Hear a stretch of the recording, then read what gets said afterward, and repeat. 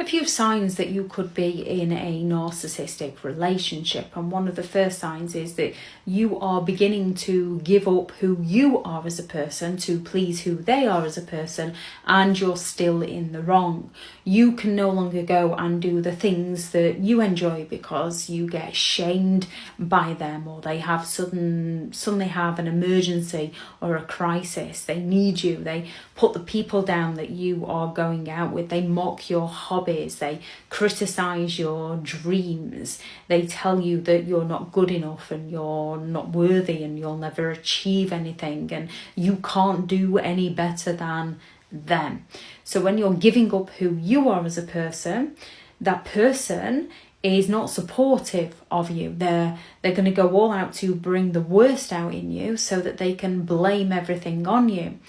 And when you are then the one that's blaming yourself for everything that's going wrong, not only in your own life but also in their life, that's a big red flag within itself. Because when you're with a genuine person, they will take responsibility for their behaviour as you take responsibility for your behaviour, and they will encourage you to bring out the best in you. Narcissistic people drain you and provoke you and bait you to bring out the worst in you. You can't rely on them for any form of support or sympathy. They're incredibly envious people, so they don't want to see you doing well. They want to see you fail, and they get pleasure out of your failings. We all fail in life. Genuine people try to keep you going, try to get you back up, want to see you do your best, want to see you do well. Genuine people who have the empathy to care when something has hurt you will offer you that sympathetic attention. They might not always get it right, but they will do their best to help. Narcissistic people will stand there and watch you cry over the pain they've caused you with a glint in their eye and a smirk on their face as they get pleasure out of your pain.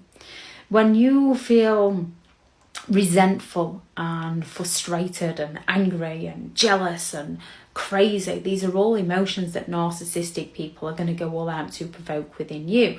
They're going to get you to give up who you are as a person, so you become more resentful and more cynical, and then they blame you. And as you've got those emotions within you, you're the one that's left outing yourself and not the very person that's provoking those emotions within you.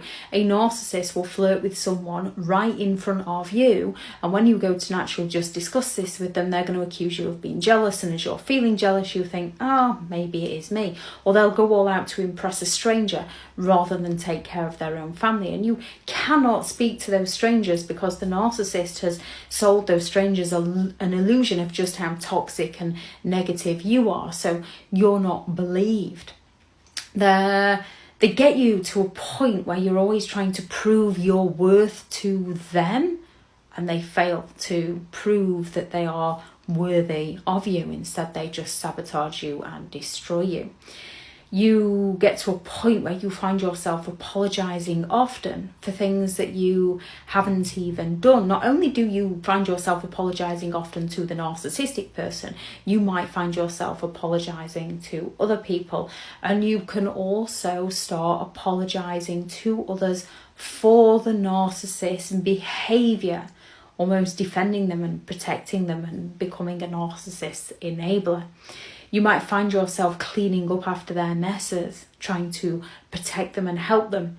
And there's no wrong or right way in this. You're doing this because you care about them, you care for them.